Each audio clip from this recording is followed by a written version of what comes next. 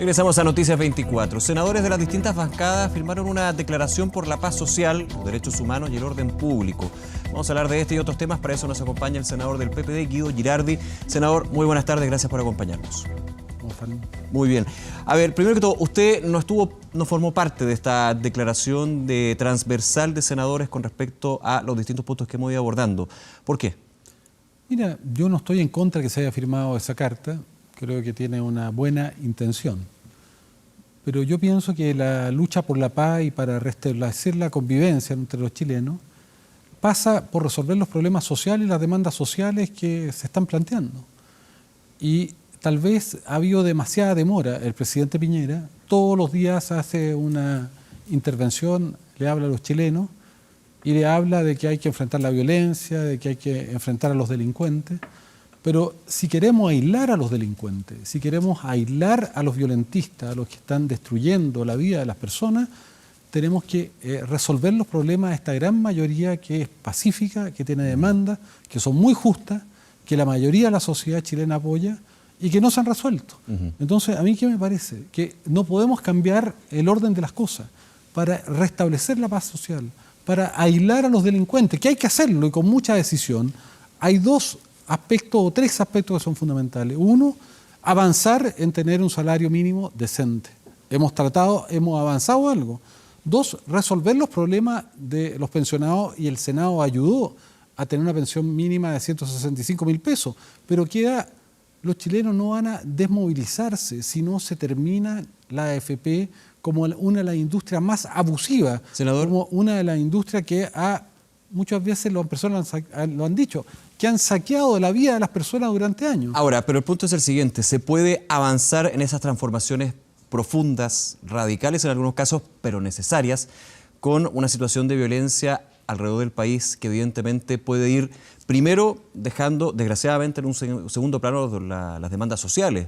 Las personas, los comerciantes, los vecinos, evidentemente ya se empiezan a concentrar solamente en los desmanes, en los saqueos, en la violencia, en las barricadas, y de alguna manera se empieza a invisibilizar, por ejemplo, el trabajo que se está desarrollando en el Congreso, con los distintos puntos que usted está desarrollando. Bueno, es que yo pienso que aquí hay que decir qué es lo que va primero. Y han pasado 40 días y tú debiéramos haber resuelto, no con un gotario, sino de una vez por todas los grandes problemas de desigualdad que tienen los chilenos.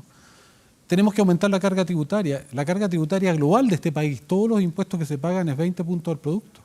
Imagínate que Francia, que tiene salud pública, educación pública, pensiones de calidad, gasta 46 puntos del producto en la carga tributaria. Pagan más de 2 veces más impuestos. Aquí los ricos no pagan impuestos.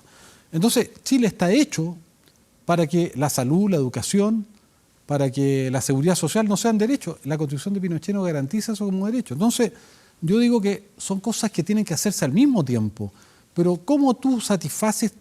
Y aquí hay millones de chilenos que se han movilizado y se van a seguir movilizando si no sienten que la movilización que hicieron tuvo resultado, que cambió estructuralmente. Pero voy a ese punto que usted dice, hay que hacer las cosas al mismo tiempo y se puede, estamos en democracia. Entonces, ¿por qué no participar de una declaración de principios del Senado, parte del Congreso, con respecto a el respeto a los derechos humanos, a la seguridad y también de alguna manera ese compromiso que algunos senadores transversalmente señalaban ayer, de ir trabajando en los distintos proyectos de iniciativa justamente para ir reduciendo esa desigualdad y de alguna manera ir en ese camino? ¿Por qué no participar? Claro, iba a ser inicialmente un acuerdo, terminó siendo una declaración, ahí ya de todas maneras hay un tema de fondo, pero ¿por qué no estar dentro de ese grupo en esa representación pública, digamos? Bueno, porque yo creo que hay muchos que pensamos que hay que tener mucho más fuerza en terminar de abarcar esta agenda social. En segundo lugar, y no es menor, porque acaba de salir un informe de Human Rights Watch, que es una de las instituciones más serias, es la misma que condenó por violación a los derechos humanos al régimen de Maduro, por lo tanto nadie puede decir que tiene algún sesgo, que señala que en Chile hay una grave violación de los derechos humanos. Para mí es totalmente inaceptable que en democracia se violen los derechos humanos, más grave incluso que en una dictadura. No debiera ocurrir jamás.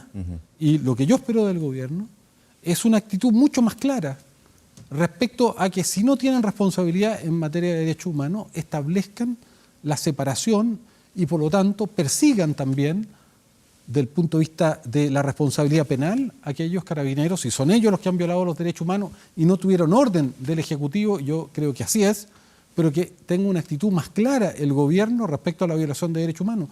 No se va a resolver esta crisis social. ¿Cómo evalúa usted la respuesta del gobierno, con respecto a este informe de Human Rights Watch? Yo pienso que el gobierno ha sido todavía blando respecto a esta declaración. Sí, es gravísimo que en Chile a ¿qué las debería haber mujeres hecho? Se las desnuden, que se hagan abusos sexuales, que se torture a personas en democracia.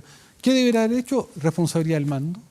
Tal vez la intervención de Carabineros y establecer querellas, así como se hacen querellas contra quienes resultan responsables por quemar, por establecer saqueo, que se hagan también, porque si no hay una asimetría.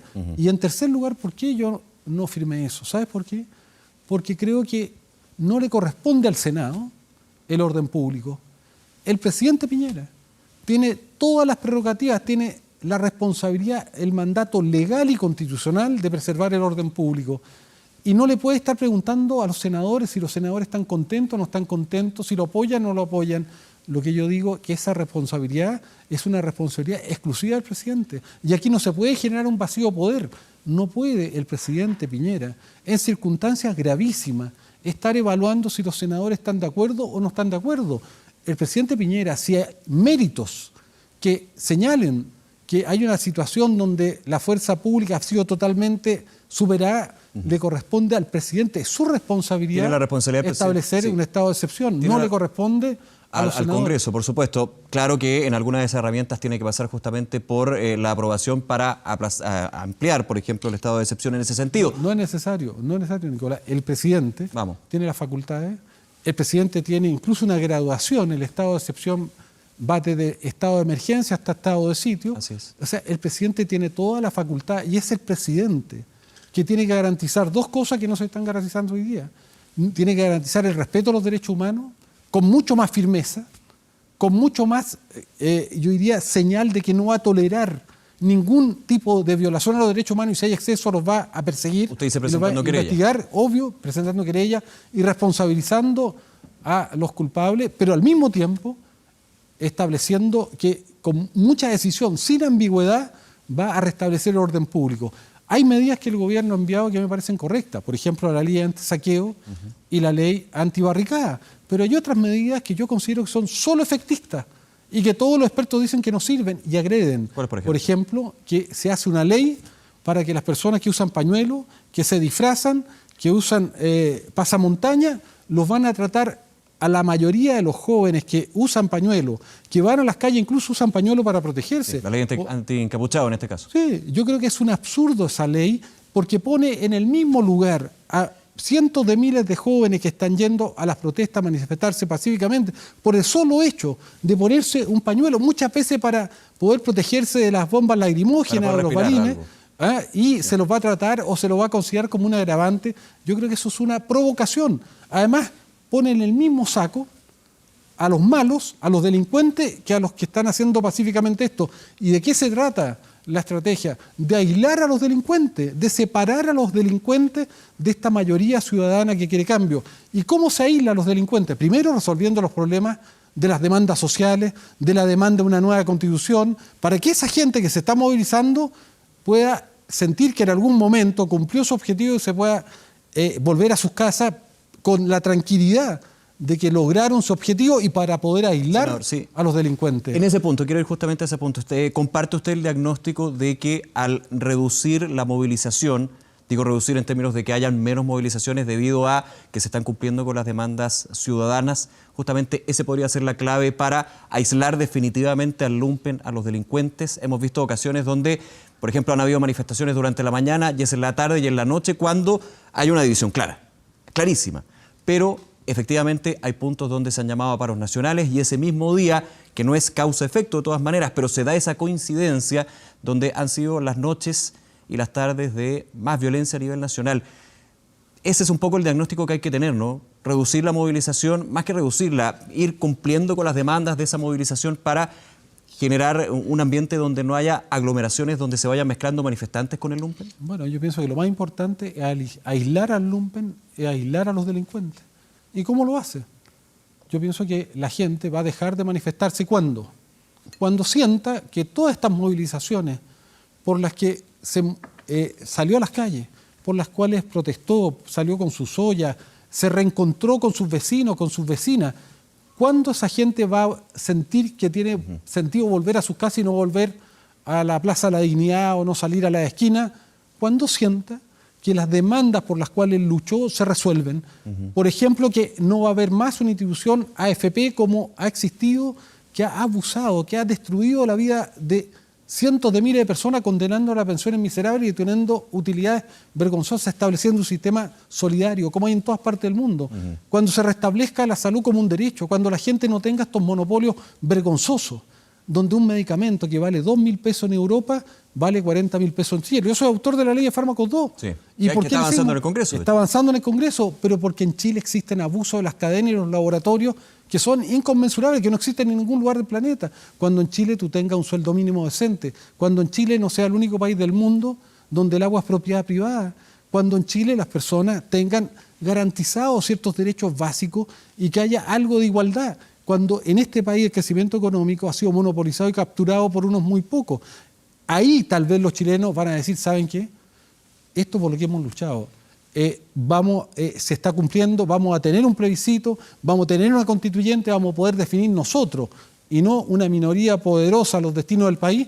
Yo siento que ahí esa gente, esa mayoría, que son muchos jóvenes además, van a volver a sus casas y tú vas a poder aislar, pero si tú cometes el error de poner en el mismo saco a los que están manifestándose pacíficamente con los delincuentes, es un error.